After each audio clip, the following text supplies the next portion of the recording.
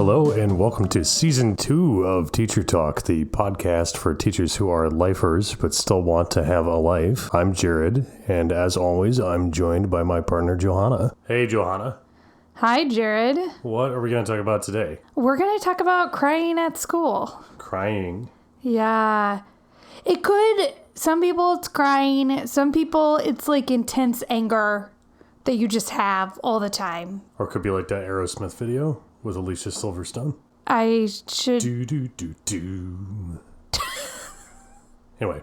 Okay. That's what I think when I think of crying. Okay. The Aerosmith. I'll play it for you later. All right. All right. Yeah, it's that time.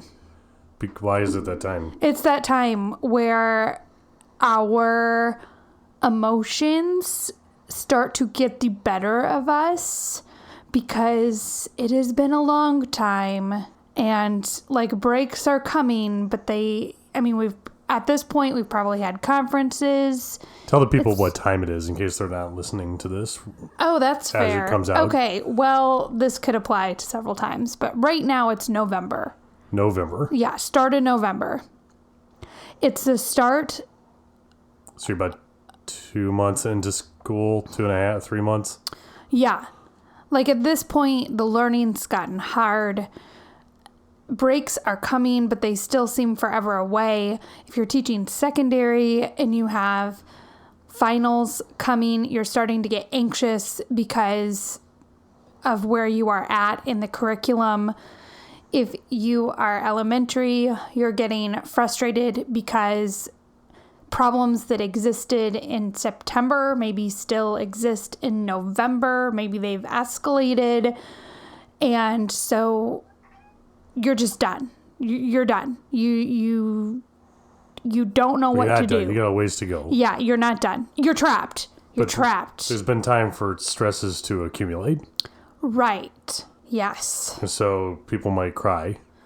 People might cry. Because they do that when they're stressed. Yep. Or they might have a short anger tolerance fuse, right? It manifests itself in different ways, but it is the time. Right. Okay. So what do I need to know about crying at school? Okay. Well, there are some ways to feel better pretty quickly. Oh, is this you crying? No, I'm not crying. Oh. I tend to be a get angry person, but who's feeling better? The teacher or the crying person? No. Oh, who was crying? The teacher is the one that's crying and angry and has a short fuse. Oh, I thought you were talking about like, what do you do if a kid is crying? Oh, no. Who cares about that? We're going to talk about something important. The teacher wants to cry. Or is. Or is angry or frustrated or just, it's like your emotions respond before your logic responds. That's what we're talking about. You're stressed out and so you're not able to respond the way you want to. Yes. Got it. Okay. Yeah. All right. I'm so lonesome I could cry. That's another song. There's a lot of songs about crying. Yeah, okay. There's a tear in my beer. That's not real. Yeah. All right. Well, let's get into it. Crying. Yeah. He's not done yet, people. He's got to go a little bit more. What's the Patsy Cline one? You just got to let it go through his system. There's Johnny Cash, Cry, Cry, Cry. Uh-huh. Because there's a Aerosmith crying, but there's the Patsy Cline one. Yeah, this is what your friends are talking about that listen to the podcast. All right, fine. He's randomly in 5 minutes going to remember another one. Just wait for it. Okay, right. So we move into it. So it's natural at this point in the year to feel the kind of stress that makes you not react the way that you hope you would. It's not natural.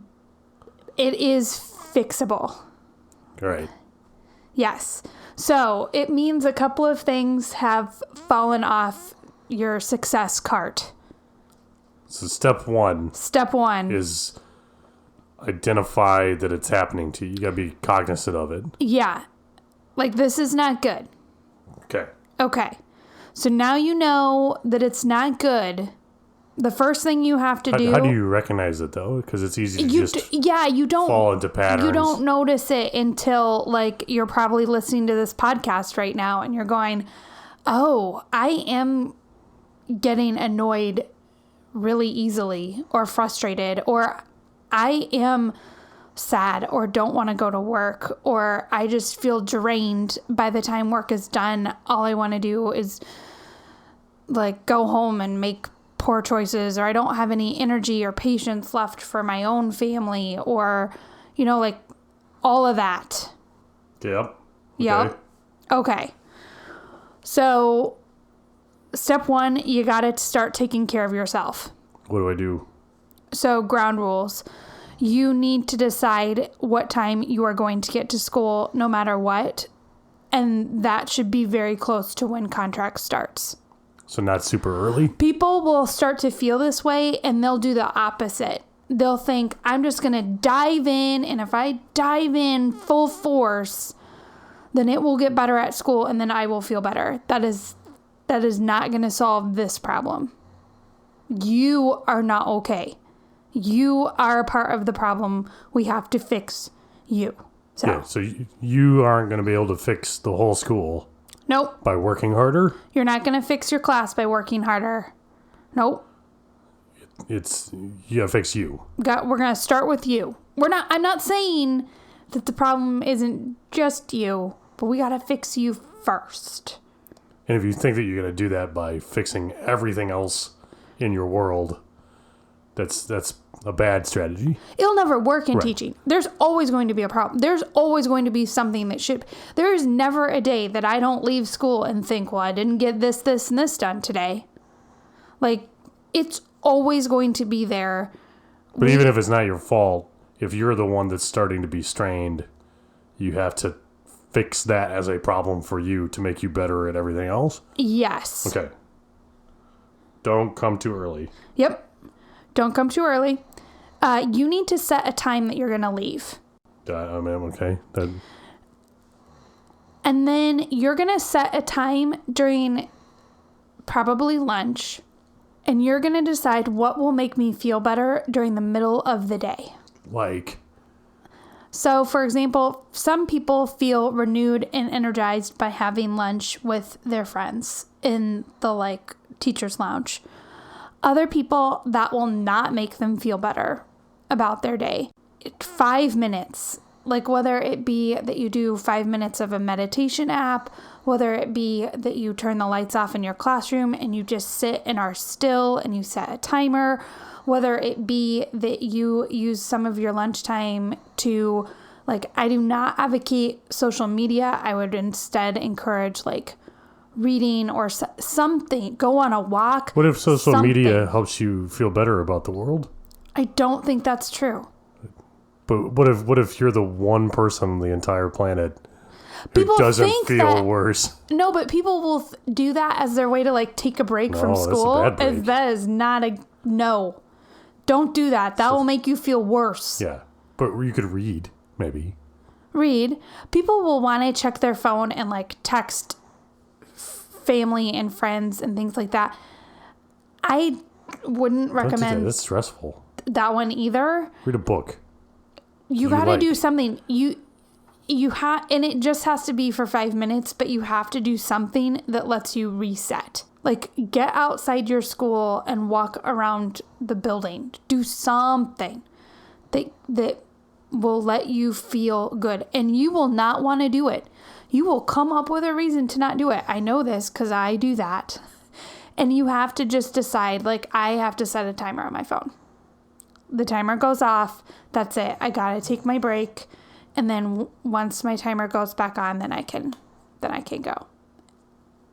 It's not so much about feeling good. It's that you're feeling zero of the stress. That's the problem. I think that because we teach, I bet nurses feel this too. I know I felt it when I waitressed or any food service type of thing, but it's very easy to never stop working. And so because there's always more that could be done. You're on constant high energy. And that day after day after day messes with you. So you have to force your body to take some breaks. You know what's really good for that? What? Cigarettes. That's probably why people in the food service industry really enjoy. So I know it used to drive me crazy that the only people who got breaks were smokers. I've never worked at a place where you couldn't get the same breaks. That's true, but they looked like poor. It wasn't well received. But it wasn't just to get the break. A cigarette is a very natural way to do what you're describing, to have that complete separation from the stress of the customers that are waiting for additional food service. Yeah. And it's like, okay, this is 100% me time and 0% customer time. Yeah. So you gotta... Don't smoke, though, probably. It's not good for you. But no, don't do that. That's... No. But that's yes. why people in these types of jobs like smoking. Yes. It's because it does force a break. So we gotta force a break in a healthier way. Or smoke if you really want to, but No, don't start because we said so. Don't. Jared. What? I mean, a lot of times, some of your listeners probably already smoke, no, and but they you really can't like even, this. in our state, you cannot smoke on school grounds. You'd have to get in your car and drive away. And then you would have to drive back. That's probably more stressful. Yeah, don't do that. Lobby your school stop district it. too. Oh, Lord, we're back Okay. to a new thing. Anyway. Okay, so Take your time. now this is going to momentarily cause you more stress because your to-do list will get longer because you're not working more, you're maybe working less. Yeah. Okay. So once you've got yourself into, like, you're committed to, I get to work at a certain time, I'm taking at least a 5-minute break during the day where I am not engaged in school and I'm doing something that causes me to feel relaxed or joy. And I'm setting a time where I am leaving, which I'm not guaranteeing is like the end of contract, but it needs to be, this is the time I'm walking away. Now we got to look at what will give us the biggest bang for our buck. As far as like a to-do list? Where is the stress coming from? Oh, yeah. Okay. Yes. So there are a couple of high flyers that are pretty common. High flyer number 1. You are working in isolation. You're alone. You're alone. You feel alone. Notice I didn't say like, well, this kid's behavior is really bad or this thing is happening with it. Like in my experience, it's not the students that cause you to feel this stress. It's feeling like the problems and the burdens are yours alone that cause you to feel this stress. How do you fix something like that? You have to do something that's really scary, which is be vulnerable. How? You got to ask for help. Ask for help. Yeah. You write that and say that like it's no big deal, but you have to be strategic about who you ask for help and how you ask for help. Okay. So, okay. Lay it out. Okay. So who has control over getting you help? The principal. Probably the administrators, because they're the ones that allocate resources. So you got to decide to set a meeting and go and ask for help. Which like what? Like a second teacher? No, it could be, and you want to go in very prepared. So you're asking for help. Your help is either the whole class is in a state of chaos, in which case you're asking for help to reset behavior expectations in your classroom. And this could mean that you need help with someone teaching you how to set those behavior expectations. You need help. You need someone to co-teach with you to help instill those expectations. You need whatever it is you need. If it's the whole class and it's behavior, then that's what you need. If it's 1 or 2 kids and it is they already should be receiving services, like they are already identified for services, then it is about setting a meeting that has the people who have control over the resources that that student receives. Don't all your kids get services? Mine? Yeah, like, isn't, like, the whole school a service? Well, sure, but What's service is a euphemism for? I mean, like, they have IEP services, or they have a behavior intervention plan, or they have associate minutes built into their day, or whatever it is. If you're struggling with students who are already identified to be getting needs and you're not meeting the needs. Services are additional teaching resources because they're have a learning disability or they're poorly behaved? Yes, we wouldn't say poorly behaved, but yes. What do you call poorly behaved in teacher euphemism? Well, all behaviors are communication. What's the euphemism for poorly behaved? The student needs taught correct replacement behaviors for what they're trying to get. Their behavior is trying to get them because you want to replace their behaviors with good behaviors because their current behaviors are poor. Okay, fine. All right, so but services means like specific, like, yeah, teacher time, like associates or something, right? Yes. Okay. Yeah. Do all the teachers know that? About what? Like what that means? Like, I don't want to waste a bunch of time. Yes. Okay, everyone knows what that means. Fine. Yes. Now, you might be saying to yourself, well, our school is strapped for resources. Every school is strapped for resources. But you need to be willing to put yourself out there and explain where you're at. You need to explain that you don't know how to make this problem better, and you need their help to make this problem better, and you need to know who to go to or who to ask or what to do because you are out of ideas. Yeah, well, because you're a resource too. Yeah. Like, you mean... So if you're not able to function at your full capacity because they aren't deploying other resources to this specific kid, then that's a waste of their overall resources, right? Really, you're just helping them fix things. And sometimes this conversation will go very poorly at the beginning. Sometimes this conversation will instantly turn towards the teacher and say, well, what are you doing to solve this problem? Okay, what's the answer? What I'm doing is that... I'm here, ain't I? That's one thing, right? I mean, I tend to be pretty honest. What I'm doing is that I am crying every night and I'm not taking care of myself and I am abandoning my family and I am working X many hours a week and I have tried everything I know and I am here asking you for a different way to do it because I don't know what to do. And I need you to be on my team. Yeah. And your question makes me feel like this is my fault. And if it is, then making me feel worse does not help solve this problem. Yeah, I'm not going to do that. So, what do you mean you're not going to do that? I'm not going to do that. You're not going to say everything I just said? No, I would quit first.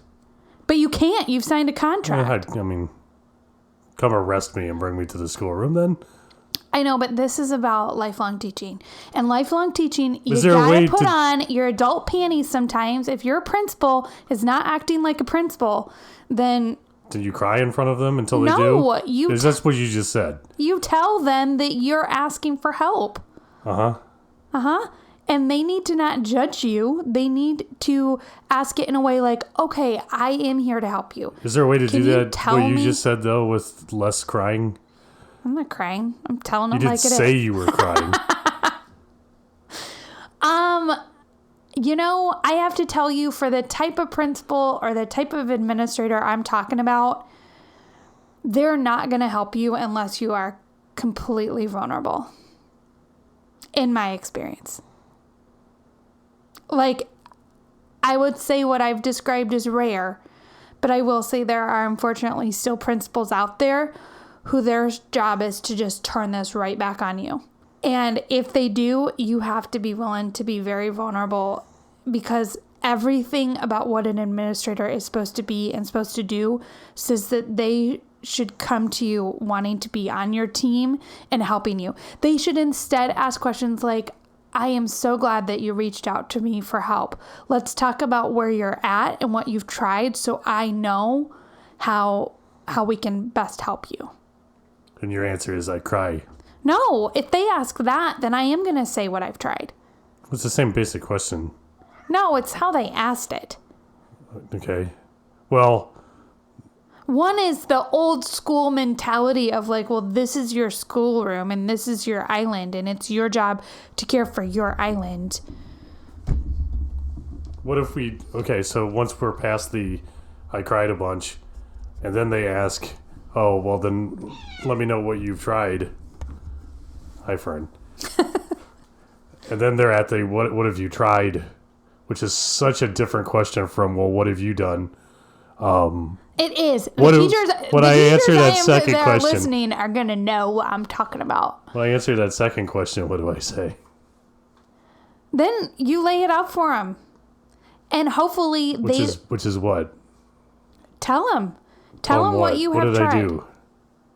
Well, for example, if what you've done is the same thing over and over again, like maybe what you've done is you're struggling with behaviors in your classroom and you've called every parent and you've called them a million times and it isn't working, then hopefully what your administrator is saying is it sounds like you're needing help setting up a behavior management plan.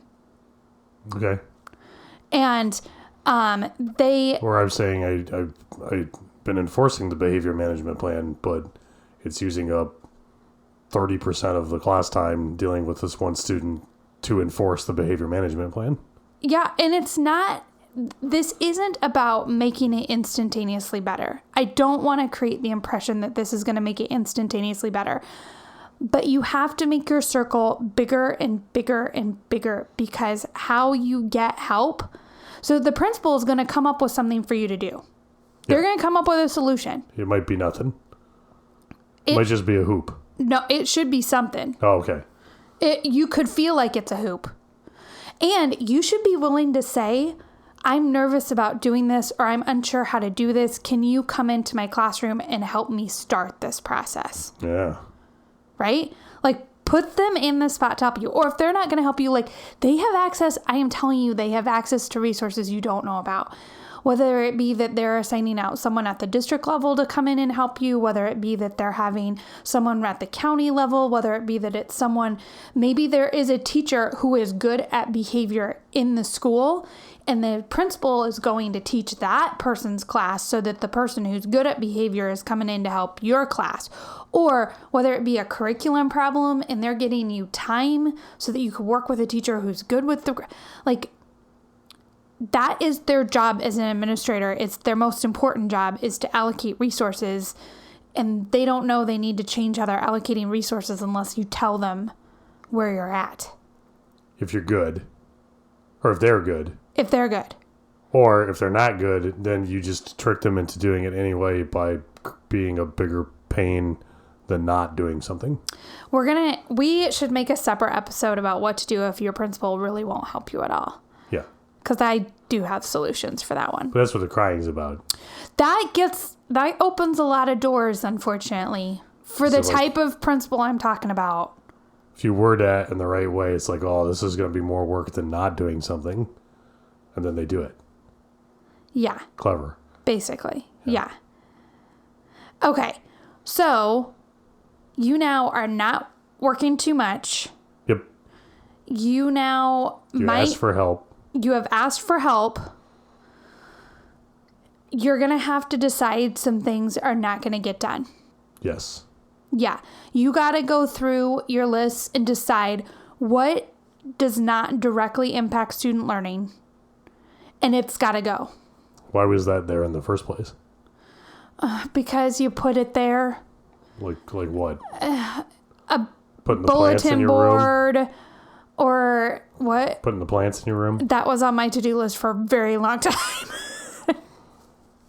But that was okay because it didn't directly impact student learning. And once I did have time for it, it got done.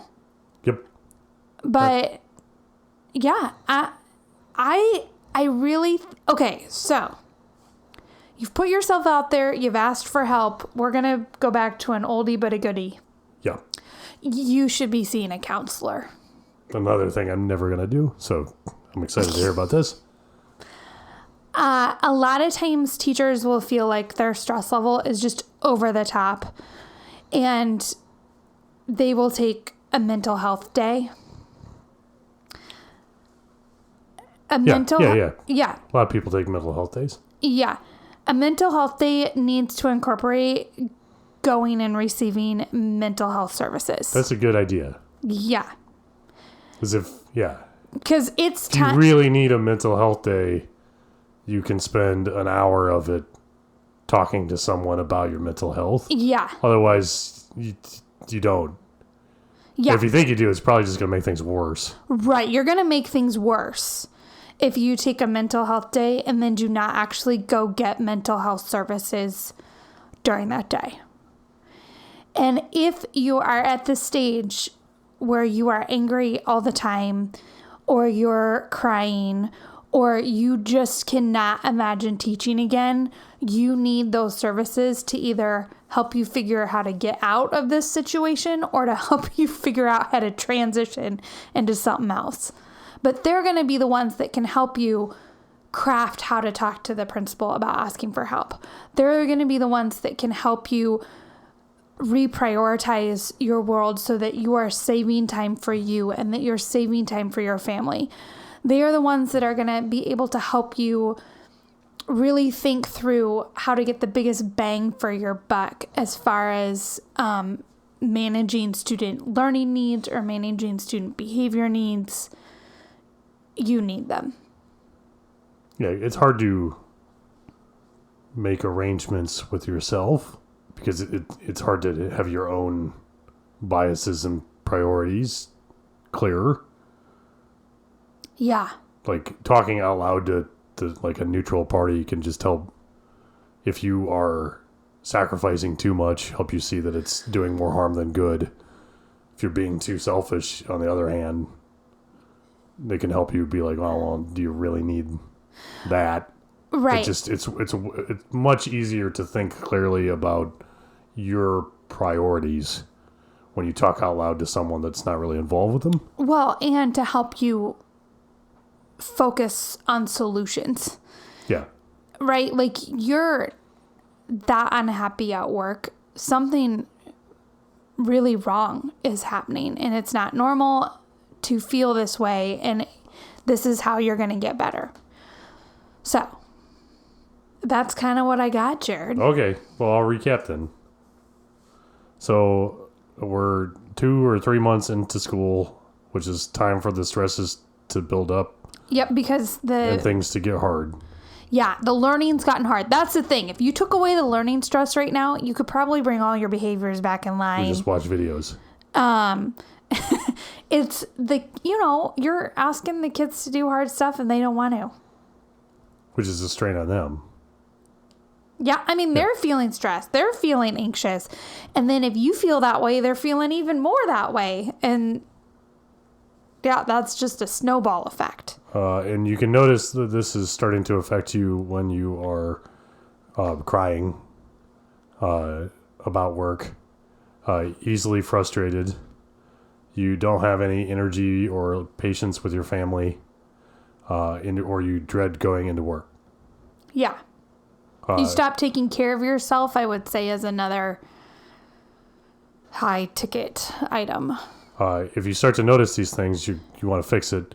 You might think, well, if I just make my classroom perfect and my school perfect and my school district perfect through working hard. Yeah, doing more work. It probably won't help. No. Because you're already strained. Yes. This will just break you. Yeah. Yeah. You're just going to kick the can down the road, and now it's going to be January and you'll blow out. That's what stress is. In engineering speak, It's when a material changes shape because of the load on it. And there's elastic deformation, which you can handle. And then plastic deformation, which is bad. And then after plastic deformation, which means that the material is permanently altered in shape and won't return once the load is removed. And after that comes just failure. That actually was quite helpful to listen to. Well, there you go. Engineering for you. Yes.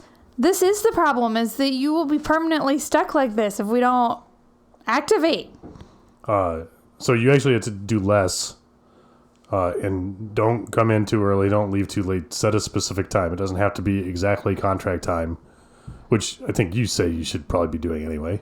You should be, but you don't want to create more stress because you get you know what I mean? Like, if you're going to ask for help, that's going to create potentially extra work. I'm just saying that if you say to let's say your contract ends at 4,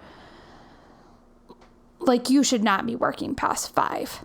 Right. Period. Just set a specific time. Yep. So that you don't work indefinitely.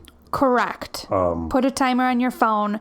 That's it. You walk out when that sucker goes off. You, at sometime during the day, like at lunchtime, do you know the lyrics to this song? It's not take a load off Annie. It's take a load off Fanny, which is weird. I knew we had come back to the song lyrics. It's a different song. Take a load off, though, is you got your load of your concerns that's causing you stress. Yep. Just unburden yourself for 5 minutes and do something that's completely separate from that. Walk, read, not social media. Meditate, my personal recommendation. Make sure you have lunch with friends. Something that is completely separate from the worries of the day for just a few minutes. Yes. Once you've dialed back a little and making sure that you're not working too much while you're also working too hard, make a plan to fix your worst stress, which probably means asking for help. Yes. So go into your principal and cry until he helps you. Or she. No, he, because you need to cry. We'll talk more about this later. Yes. But it's probably your principal. It could be that depending on the state, you have someone else that, like, we have instructional coaches. It could be it's someone who has the potential to help you.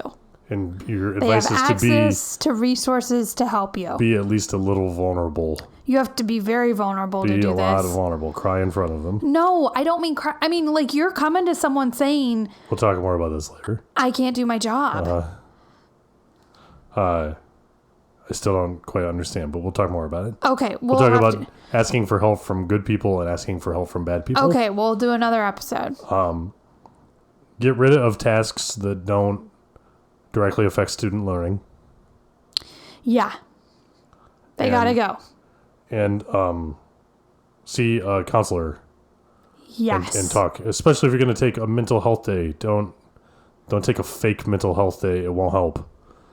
No. I think all it will is delay the problem. Yeah, it'll make you more angry when you have to go back to work. If you feel like you actually need a mental health day, spend an hour of it on talking about your mental health. Well, you probably do need one, and therefore you should talk to someone. Yeah. All right. Well, thank you, Johanna. Thank you, Jared.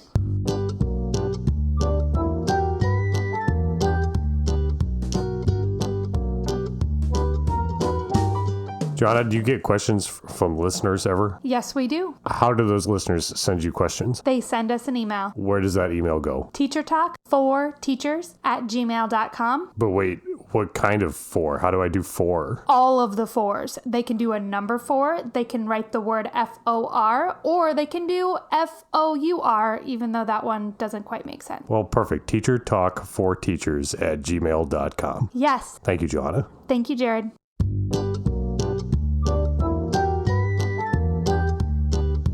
Teacher Talk, the podcast for teachers who are lifers but still want to have a life.